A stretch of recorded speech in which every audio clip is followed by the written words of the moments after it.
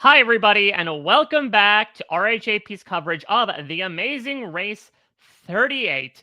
Here we are, a couple of days removed at this point from the jam-packed hour-and-a-half premiere of the Big Brother-filled Amazing Race season, bringing you a second podcast we hope to do on at least a regular basis, if not a weekly basis, here on RHAP. Call it the sidecar to our Amazing Race coverage, or I guess the clog shoe on the bike of our Amazing Race coverage, as listen, given the occasion, bringing Big Brother house guests onto the Amazing Race in a major capacity, we want to have frequent abilities to talk with people who are also fellow Big Brother house guests or prominent members of the Big Brother community to give their thoughts on the season as a whole, the teams, etc. And so to kick this off, I can think of no better person than someone who Rob has called Mr. Big Brother, and now he's going to be Mr. Big Brother on The Amazing Race. In the course of this podcast, you've heard him innumerable times over the summer as he himself is preparing not for a story's beginning, but a story's ending with the Big Brother 27 finale. Very excited.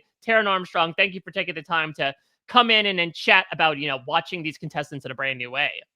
Thank you for having me. It's quite an experience to watch a bunch of players I know very well from watching them on the show. Also, some of them my friends. So it's a very strange experience with so many of them together playing on this show. Yeah, so I to a lot of your thoughts about the big beats to hit. Again, this is not going to be for people out there and beat by beat recap. Already did that on premiere night with Rob, with Jess. We'll be doing that every week. Probably going to be doing those podcasts on Thursdays just due to the survivor of it all, but don't miss a second of it. We know AmazingRace.com to make sure you're subscribed to that podcast, the exit interviews that Rob and Jess are doing, as well as this little experiment that we are doing right now. But let's talk about the grand experiment, Taran, that was and is the Amazing Race 38. Now, a while back, what seems like ages ago, an entire Big Brother season ago, you and me and Jess got together, did a draft of these teams. I think we certainly talked about, your own experience with the Amazing Race and certainly some expectations you had of this season. But let's formalize this a little bit. What were sort of your thoughts going into this season based on the concept, based on the cast, and one episode in, how has that reality met up to the expectation? I think that my expectation was that I was just very excited, like I said, to sort of see, all of these people have a shot to do something fun and to get essentially work because for many of them, like they are like influencers or this is in their career that they are doing different shows. And so just very happy that they booked a gig, really. And I think I was most curious to see how some of the outliers would fit into this group. People like Enzo and Kat to some degree, and Natalie, who are a little bit outside of the bubble of the last few seasons, who already kind of know each other a bit more. And I was expecting Kat to be entertaining, and I feel like she delivered very much so. I think I was expecting a wilder ride for Angela, who has just been kind of like steady so far. The wildest ride she took was on that bike in the episode. Yeah. And honestly, exactly what I kind of thought might happen for Enzo. Yeah, I mean, let's start there. The streak that the Meow Meow had of finale finishes ends up happening here. Whether it's due to the hazard, whether it was due to Jack and the bike, whether it was due to the flowers, not entirely sure. But yeah, what did you make of getting to see Enzo back on our screens in a major capacity, especially alongside his brother?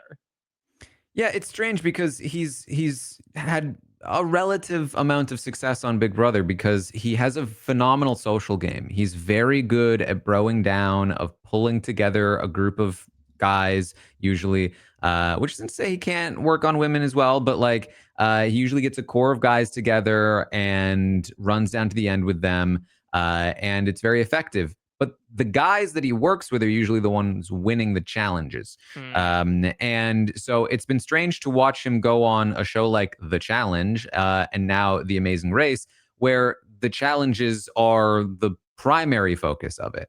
And I think maybe like he wants to prove himself that he can do these challenges. But it's just not necessarily his strength. And really, though, I think at the end of the day, the challenge hurt, but that like whatever it was, speed bump or whatever, Hazard, yeah.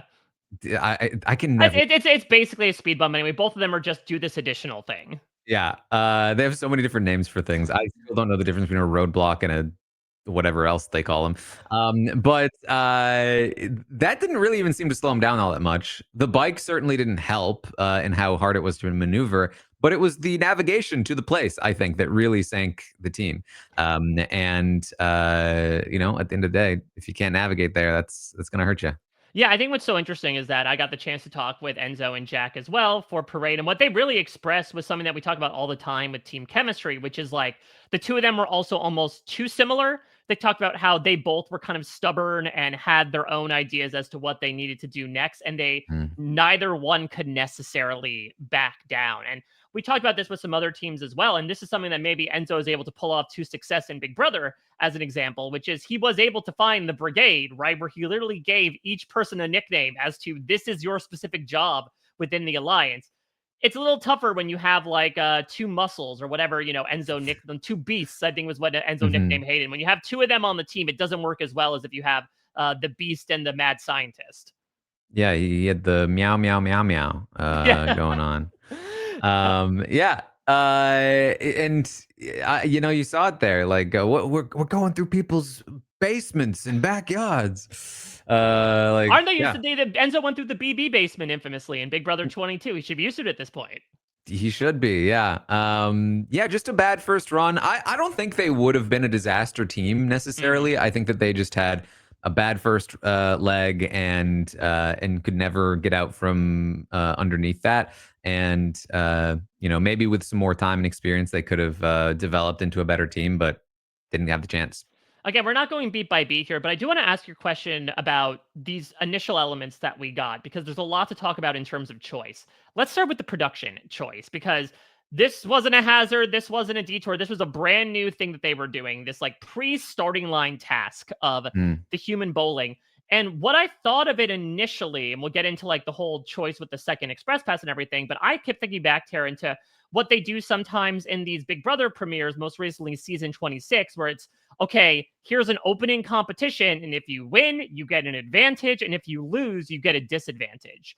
What do you make about these types of competitions? Did this work for you to sort of delay the actual start of the race, but provide this kind of method to have teams get out, fast or slow out of the gate? It honestly kind of didn't. Mm, I because here's the thing. The thing I often look for in the first episode of a show like this is how quickly can you introduce me to these teams? How quickly can you get me on board with who they are and what they're doing and who do I want to root for? Who like do I understand who's on the screen at any given time? And that's why I'm not usually fond of an immediate like challenge that like means something mm. because I don't even know who I want to win it yet. So I'm just kind of watching people bowl on ice. Now, granted, this season I know all of these people, so I obviously do have rooting interests, and maybe that's what they're banking on to some degree. But I still felt like I was curious to know how the show was going to portray many of these teams. And I didn't feel like the ice bowling was a great place to do some of those introductions in a natural way. Obviously, Izzy introducing us to her team via dunking on Jag, very fun. Definitely helped us get us some introduction there. But it was mostly through the confessionals because they were talking about in the moment was like, oh, too fast. Mm. As opposed to the normal way that I think we'd be introduced to many of these teams more so, which is like them in the car talking to each other. A more natural introduction. And I feel like we didn't get that until after the competition and the who do they give it to, which also doesn't really mean anything because we still don't really know many of these teams yet. And they're talking about like, oh, well, we're aligned with these people, so we want to give it to these people. And it's like, you haven't explained any of that yet. So like, what is the meaning of this? I feel like that would have been more meaningful later on once we've been introduced more.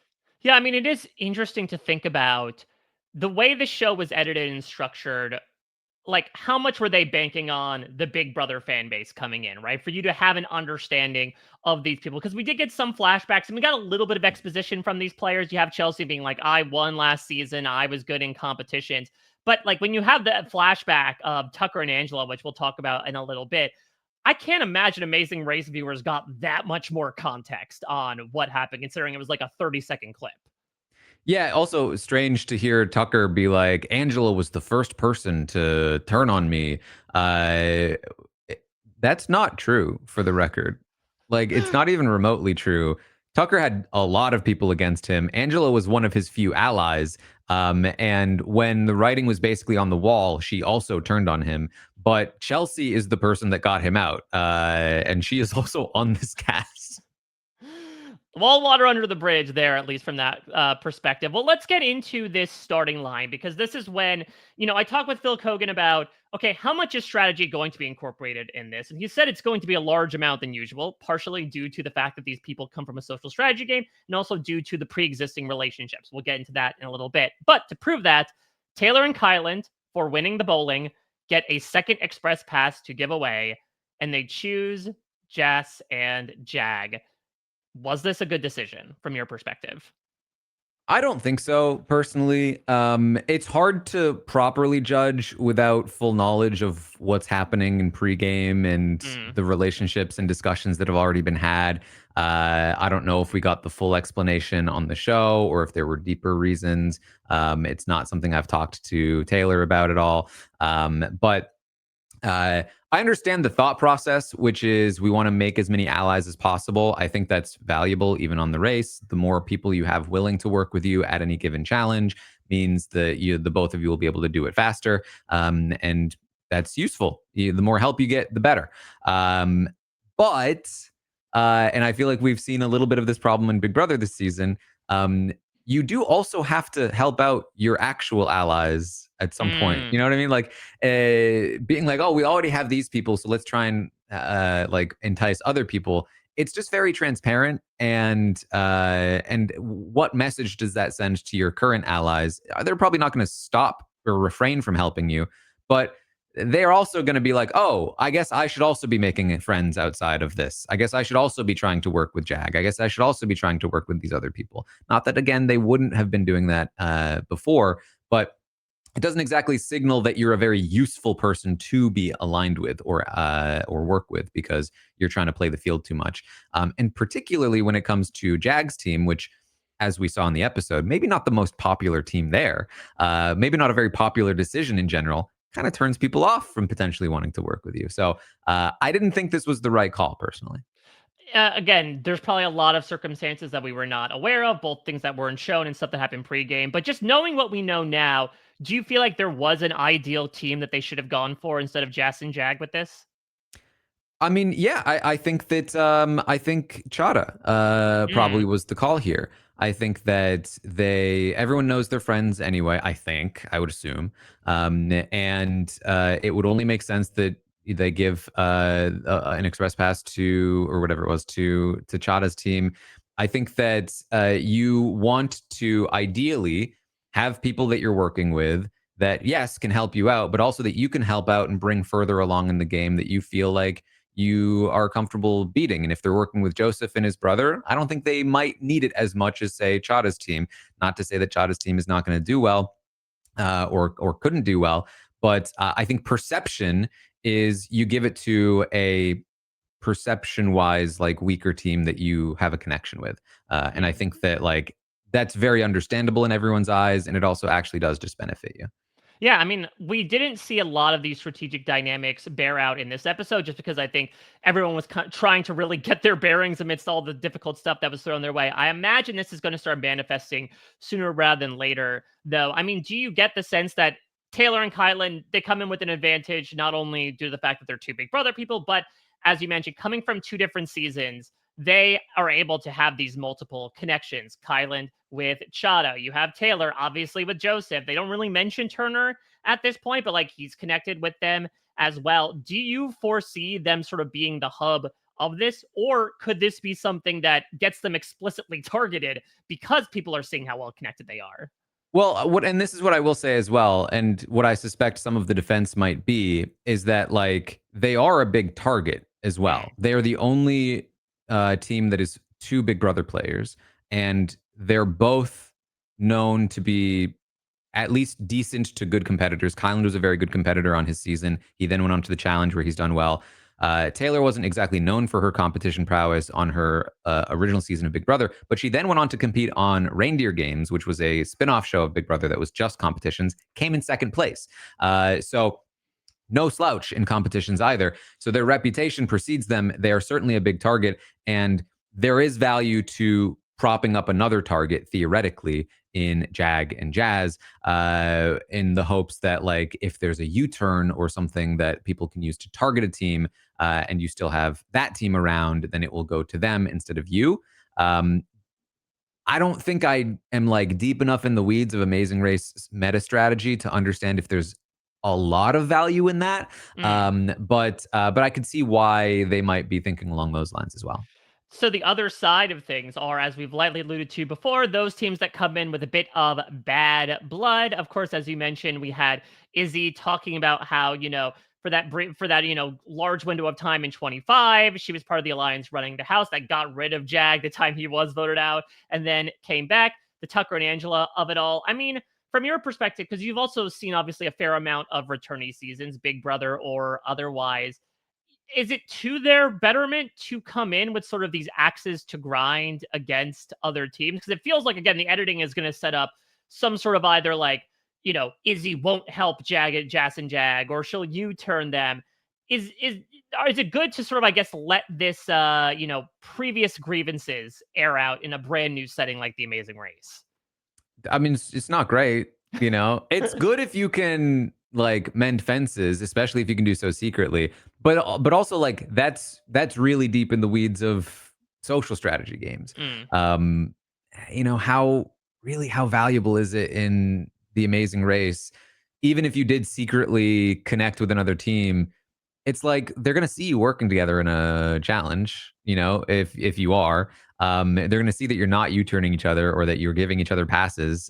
So, what is the use of the secrecy? And again, in terms of targeting, it's not very easy to target another team on the Amazing Race. There are very few opportunities to like tangibly do it, and the only other thing you can do is just not help them, which isn't really targeting. I think that just if anything, having somebody with an axe to grind is just not good, because if they do find an opportunity to target you, they just might. Yeah, you had those sort of goggles on, right? They're like, all right, we got to get him out at all costs. And I think that, I don't want to equate the sort of two grievances that we're talking about, because I do think that it will be a lot easier if Tucker wants to take out Angela. I do think, with no offense to her and Lexi, that would be much easier to gang up on them and do than Jess and Jag.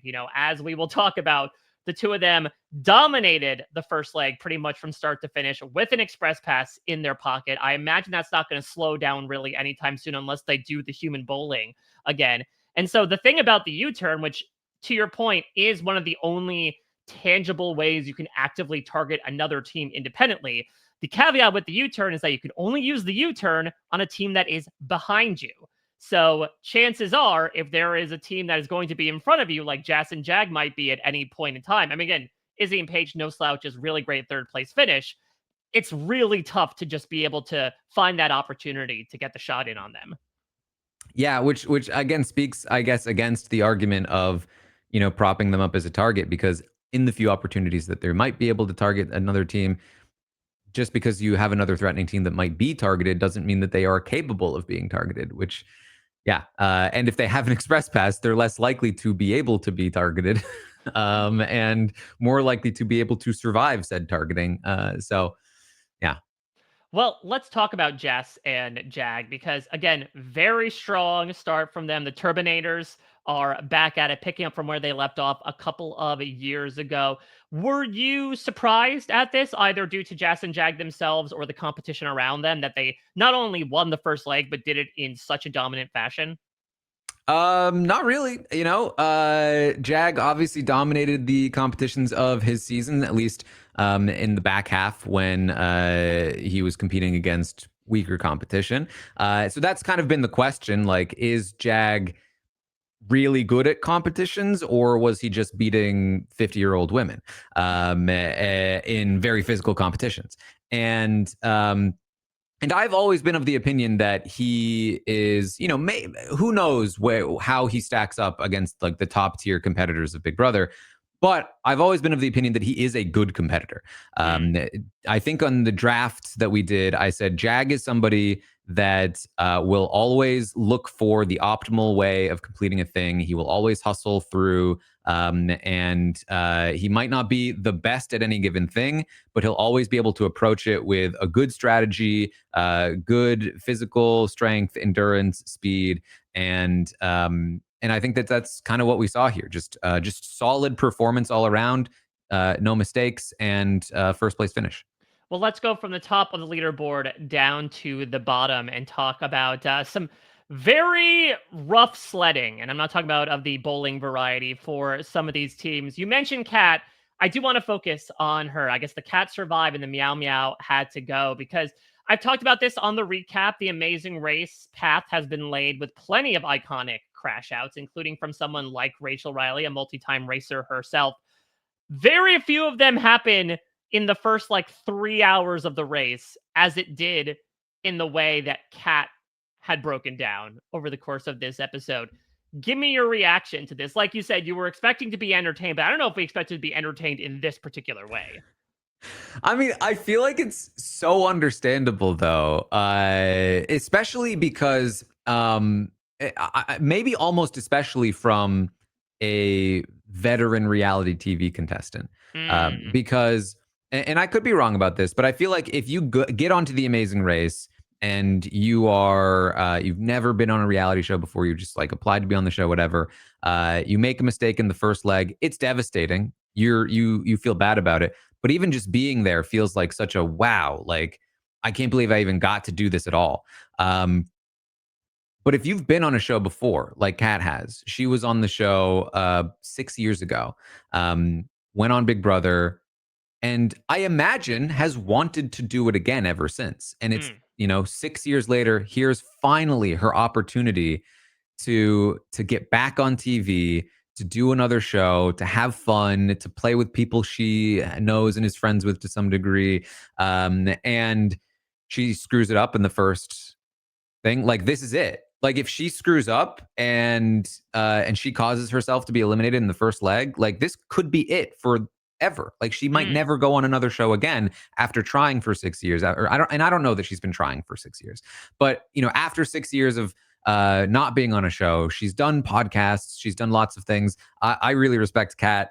She has a lot of hustle, and so I can fully imagine how it might be really like in her head, like, oh my God, this might be it immediately, and it's my fault. I screwed it up, and of course she expresses that in a way that reveals why she is back on television. Exactly. And not to mention as well, I talked about this on the recap, there's also the additional pressures, which all of the stuff I'm agreeing with you about in terms of like her own headspace, but also then the added guilt of not only am I suffering, also my partner is suffering, right? That's the Mhm. odd thing about the roadblocks is that there is this additional pressure that's provided because you are performing on behalf of your partner. Your partner is just a mere bystander, can only witness what fate will befall you based on your performance alone. It is a lot to live up to. And so, again, I am not, bemoaning Kat whatsoever for how she reacted. If anything, I was supremely entertained by it. It was more so the surprise of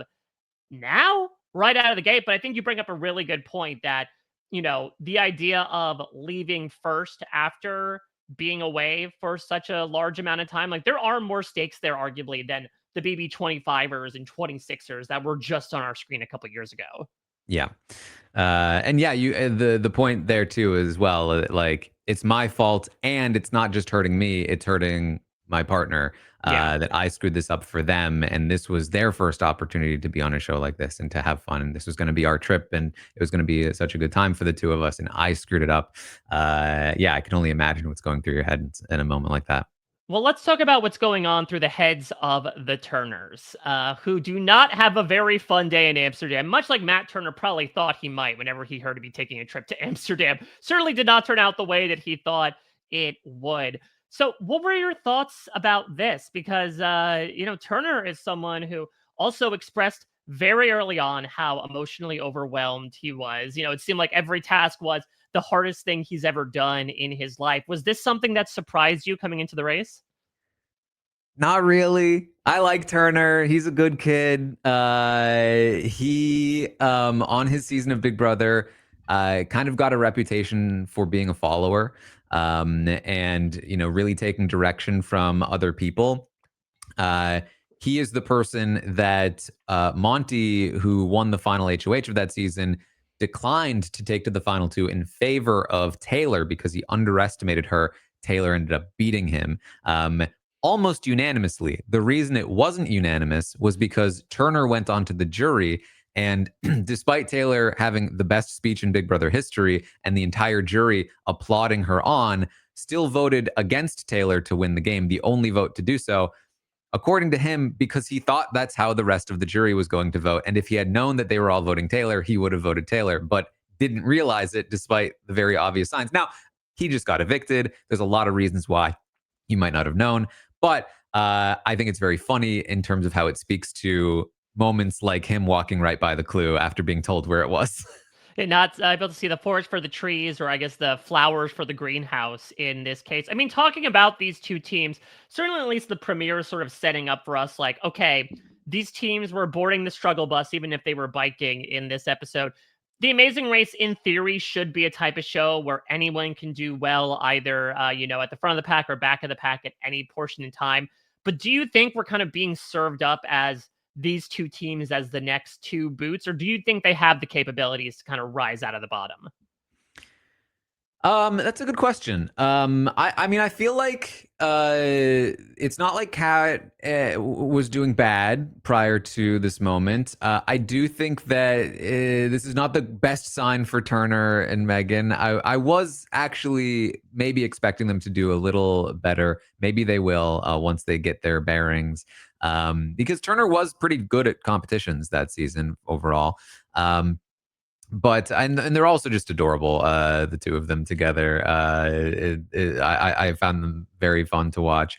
So I hope that they're not gone soon, but I also kind of hope that like nobody's gone soon. It's a very Yeah. tough thing because I'm rooting for everyone, so it's like not a huge loss if like one person leaves, but then on the other hand, I'm rooting for everyone, so it's a huge loss if every time someone leaves. Yeah, I think what is going to be really interesting at the end of all this is how much does Big Brother competition experience and prowess play into the Amazing Race? Because I agree with you. Like, Turner was somebody who won, I think, 3 HOHs in his season. He won part one of the final HOH, which was endurance. And so I was a little surprised that, like, in particular with the roadblock, that he was not having a keen eye for detail that I would expect. And maybe part of that was just sheer exhaustion. And maybe that incorporates, again, like, the unseen element of the Amazing Race, where any comp beast might fall apart if they're just fatigued at all times. One of the first competitions Turner won on his season was an attention to detail competition.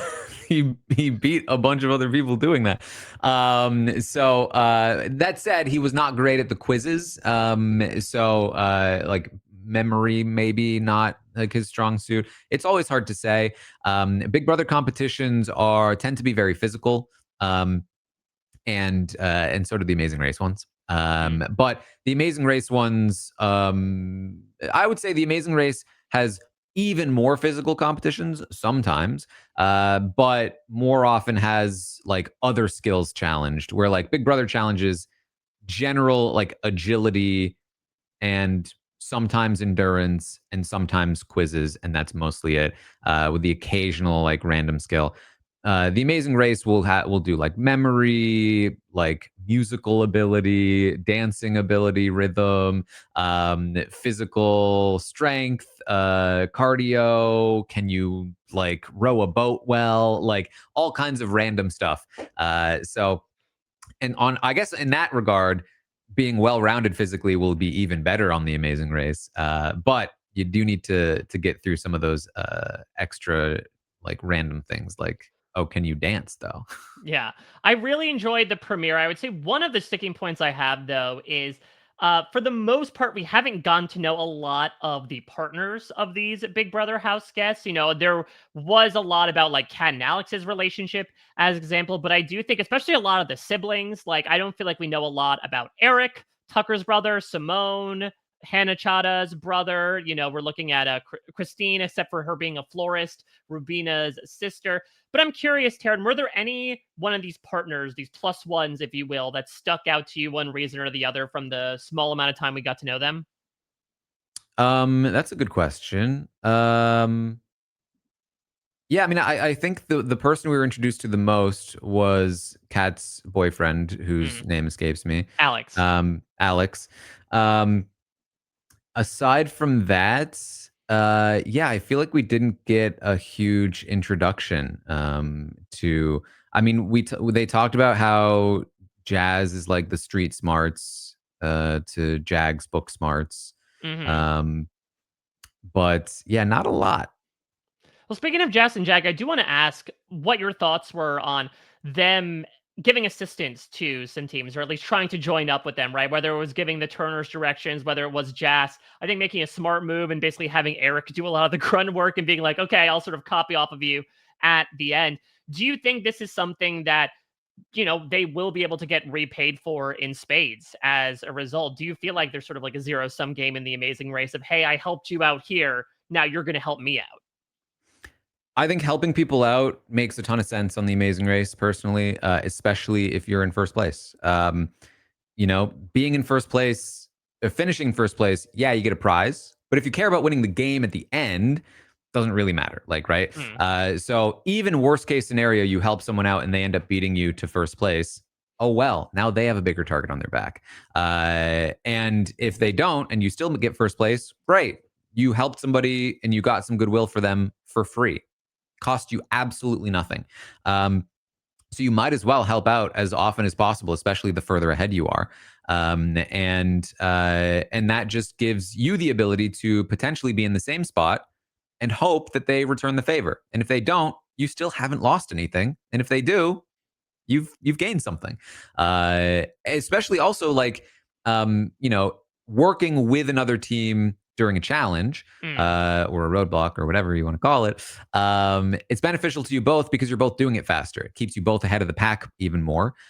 Helping out a team just randomly, like Turner and Megan, helping them out, theoretically, they're a weaker team. They're struggling with navigation.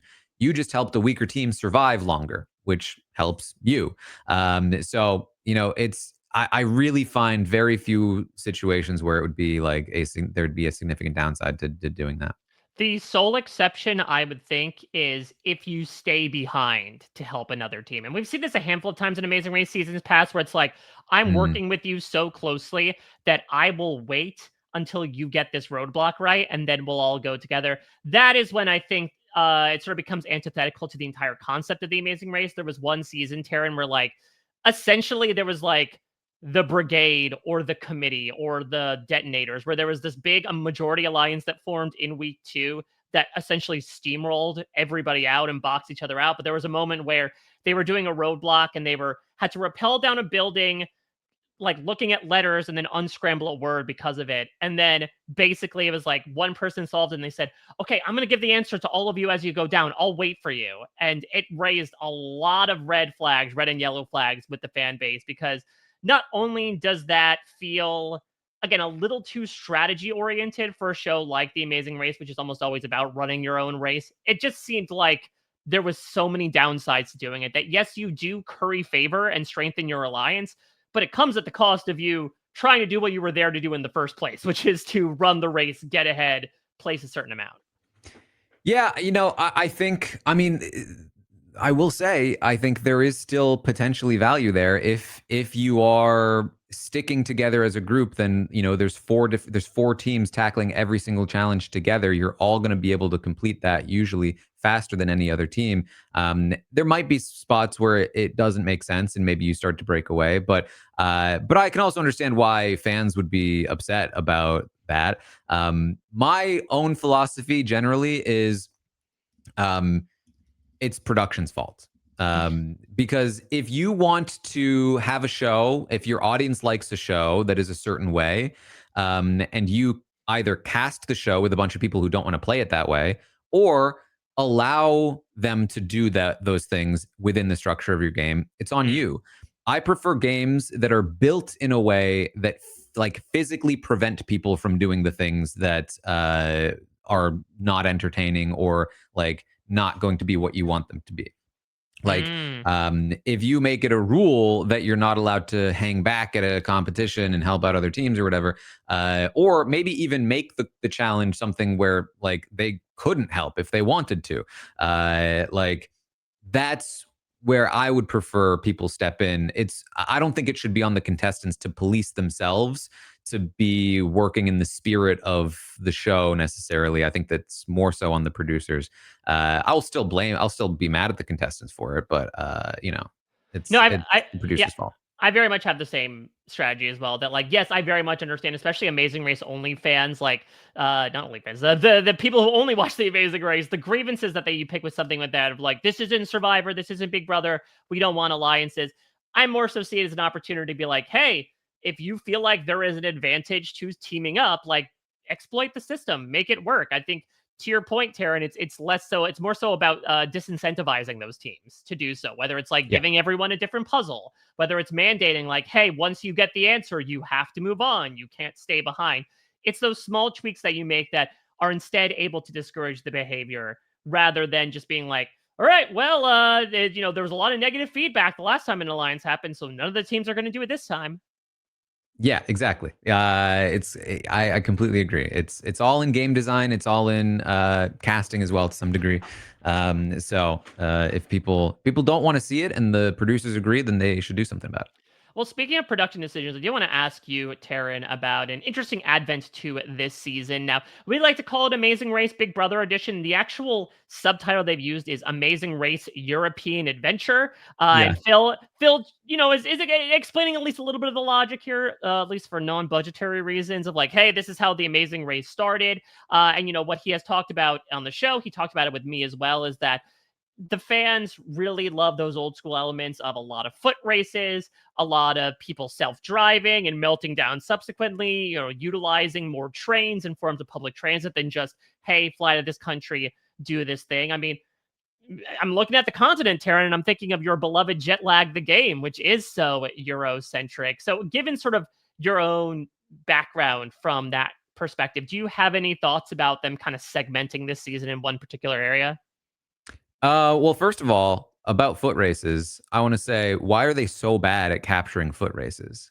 Yeah. Like, They need a steady cam because all they have is that operator just running after them. they clearly had some sort of, I think, drone shot of the checkpoint or whatever. Hmm. And they get out of the car and they include the line, oh, it's going to be a foot race, and then they cut right to Jag and Jess at the mat. And I was Yeah. like, we couldn't have, even if it wasn't close, it would have been fun to watch them running. Like, what are we doing? That made me mad. But in terms of the European stuff, yeah, my instant thought was, oh, this is when they were talking about trains. It's like, oh, are we jet lagging here? For those that maybe don't know, Jet Lag is a show on YouTube or on Nebula that has been made by some very smart guys that we've talked to on the podcast. They like to, I guess a way it has been described is a mixture of The Amazing Race and Taskmaster, Mm. where they are racing around, sometimes playing tag, sometimes like just a full on race. Sometimes it's like a capture territories kind of game. Either way, they're usually using only public transportation, mostly trains. And there's a lot of drama around trains, and it's very, very fun. And I've been saying for years that Amazing Race should be taking from them a lot of their ideas. And one in particular that I really love that Jet Lag does that the Amazing Race does not is they have a map that they show you with little markers of where people are on the map at any given Mm. point, which just really just helps sell you and like give you a nice picture of like where things actually stand instead of like leaving it so vague. Anyway, I wondered if this had anything to do with jet lag. It's a very popular show. Train drama in particular is very popular. It's certainly not impossible that they came to it on their own, but I'm excited about this. That they're only in Europe and that they're going to be using a lot of trains. I think that's more fun. I liked The Amazing Race back in the day when there was lots of plane drama. And I have not liked the sort of sameness of the travel doesn't matter. It's all about just finding the thing and doing a competition. I like when the travel is part of it. Well, we shall see some train drama, Taran, as soon as next week, as it seems like some stuff is breaking down on their way to the Czech Republic. But I want you to stake your claim about a team that's not breaking down anytime soon. We've only seen but 90 minutes of The Amazing Race 38, but given what you have seen, do you have a winner pick at this moment? Who do you think is going to be the first to cross the finish line in December? I mean, I can not. It would be wrong of me to not stake my claim on Taylor and Kyland. They were my first draft pick. Taylor's a good friend of mine. I think they're both really strong. I think that they're both very strategically savvy. I think we may have some interesting dynamics between the two of them, given what was set up in this first episode. Hmm. That's my pick. Yeah, again, I don't know how much obviously you knew about all the things going on with Taylor and Kylan prior to this because it seems like it's a relationship they kept incredibly private. So, yeah, what was it? What was your experience getting to watch them talk about the way that they communicate in a dynamic that, again, at least from a very public perspective, none of us really even knew about until the cast released? I would say, again, she's a friend of mine, so it's like a little strange to speak on it. But in terms of reality TV commentary, I was not surprised at all about given what I know of Kyland and what I know of her. That I was not surprised about their communication, and I almost hope that we get to see some entertaining stuff from the two of them throughout the race. Kyland on his season was not really known for his like smooth communication skills. He very much was like a bit of a steamroller when it came to strategy. Much bemoaned by me staying up all night, whispering into people's ears and getting them to finally agree with him. And so I think we could be in for some entertainment with the two of them, but who knows with them. Well, Taryn, were there any other topics that we steamrolled over the course of this? Any other stuff you want to talk about when it comes to the Amazing Race premiere? I mean, genuinely for me, and I know that this is, I guess, like unique to me, but it's just such a joy to watch all of these people be excited to play this game and to be interacting with each other. And there's beef and there's drama, but you can tell that they're all just like happy to be there and excited for each other. And it was just it just brought joy to my heart. I really liked watching this episode. I don't disagree. And I think maybe part of it is also like the loved ones aspect that even if they were in and out about the concept of the Amazing Race, or there's some people on the cast that they're not necessarily jazzed to see or jags to see, there's this person that's next to them that obviously means a lot to them that they get to showcase on TV, that they get to spend a lot of time with, that they get to work together to hopefully win $1 million. And so I do agree there was so much enthusiasm from this group and the fan base as a result. And I think maybe part of it comes from the fact that they get to introduce a huge part of their lives to a group that just got to know them, from a certain perspective. And so that concept alone gave me a lot of excitement. We got a little bit of it again in this episode. I'm hopeful that now that we've sort of moved past the introductions, we can get to know a bit more about each of these relationships because these are dynamics that we don't usually see from reality TV contestants. And I'm pumped for it. Yeah. All right. Well, Taryn, thank you so much again for stopping in because you are in a whirlwind right now. So at the time we are talking, we're about like 36 hours or so, a little less removed from at long last the winner of Big Brother 27 being crowned. And of course, you have been doing so much great stuff, really just pedaling the bike over the past 82 days, consistently keeping us fed with all the great content you've been doing. But what would you like to plug for the listeners out there, either in, conjunction with the finale or otherwise? Because that's not the only Big Brother iron you have in the fire. Yes. So listen, if you're an Amazing Race fan and you're getting all this Big Brother stuff, and you want to know more about Big Brother, I actually wrote a book about the show called Behind the Mirror. It's coming out in just a couple months now. So you can pre-order it now. It's super helpful to pre-order for just all kinds of reasons. So TaranArmstrong.com if you want to pre-order the book. It is written in a way that should be incredibly accessible for people who don't know a thing about Big Brother. You'll get some insights on some of the players of the Amazing Race this season. And just an overall better understanding of like why people watch such a ridiculous show, and hopefully have a good time reading it. So check that out. You can also find I have a Patreon where I'm doing watch parties for Survivor right now, and I will be doing some for The Amazing Race as well. So you can watch my like live reaction to watching the episode and stuff over on my Patreon.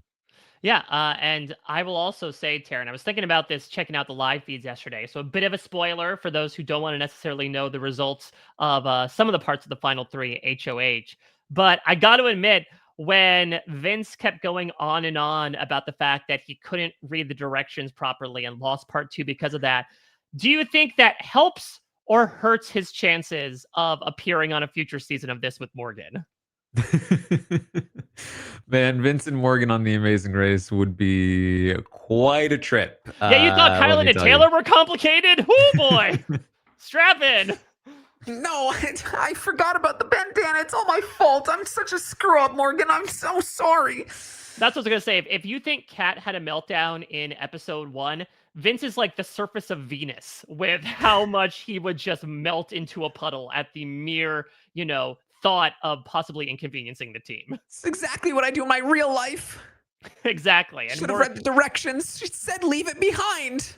But Morgan would kill those roadblocks, the gamer girl would be able to come through. So who knows? Maybe at the end of all this, we can fan fiction our way into another season of this, should it come to be. But right now, we're focusing on the moment, which is the Amazing Race 38. I mentioned it before. If you missed our recap with myself, Jess, and Rob, be sure to check that out. That was a really fun time live right after the premiere. And check out, of course, Rob and Jess's interview with Jack and Enzo, as well as mine over on parade.com. And so, again, this entire podcast is going to try to serve as a way to bring members of the Big Brother alumni and Big Brother community in to give their thoughts about it, whether they are dyed-in-the-wool fans, whether they're watching this for the first time or first time in a long time. And so I'm always open to suggestions. If there are any alumni out there that you want to hear from, reach out to me at a Mike Bloom type. Let me know who you want to hear from, and I will send out the beacons, my little birds, to try to contact them and hopefully get them on here. Taran, I think we're going to try have you on as well in a recurring capacity. I know you're going to be in book tour mode, but obviously I know you love talking with these players as well. So I hope we get to hear from a wide swath of alumni, because chances are I think a good amount of them are going to be watching what's going down this season. Should be fun. All right. Well, next week, myself, Jess, and Rob will be back together covering episode 2 of The Amazing Race 38, as Taran's beloved train drama, I should say, will be at the forefront. And I'm excited to be one of your conductors aboard not only this podcast, but coverage in general. Thank you all so much for listening. Taran, thank you so much again for coming on. Until next time, everybody, take care. Bye-bye. This is RHAP. We know reality TV.